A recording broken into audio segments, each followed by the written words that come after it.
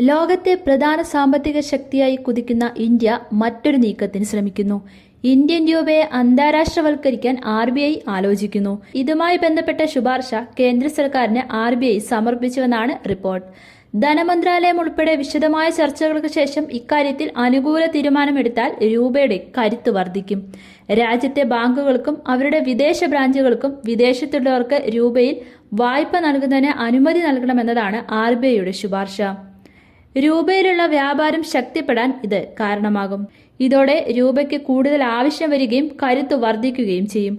ധനമന്ത്രാലയത്തിനാണ് RBI ശുപാർശ നൽകിയത്. ആദ്യം അയൽ രാജ്യങ്ങളിലെ ഇന്ത്യക്കാർക്ക് കടം കൊടുക്കാമെന്ന് RBI പറയുന്നു. ബംഗ്ലാദേശ്, ഭൂട്ടാൻ, നേപ്പാൾ, ശ്രീലങ്ക തുടങ്ങിയ രാജ്യങ്ങളിൽ ജീവിക്കുന്ന ഇന്ത്യക്കാർക്ക് രൂപ വായ്പ കൊടുക്കാമെന്നതാണ് ആശയം. ഇത് വിജയകരമായാൽ വിപുലീകരിക്കാം. അന്തർദേശീയ തലത്തിൽ രൂപയുടെ ഇടപാടുകൾ വ്യാപിപ്പിക്കുകയും ചെയ്യാം. വാണിജ്യ മന്ത്രാലയത്തിന്റെ കണക്കുകൾ പ്രകാരം ദക്ഷിണേഷ്യയിൽ ഇന്ത്യ കയറ്റുമതി ചെയ്യുന്ന 90% ബംഗ്ലാദേശ്, ഭൂട്ടാൻ, ശ്രീലങ്ക, നേപ്പാൾ എന്നീ രാജ്യങ്ങളിലേക്കാണ്. പ്രാദേശിക കറൻസി ഇടപാടുള്ള രാജ്യങ്ങൾ. ഇന്ത്യൻ ബാങ്കുകളുടെ വിദേശ ബ്രാഞ്ചുകൾക്ക് നിലവിൽ ചില നിയന്ത്രണങ്ങളുണ്ട്.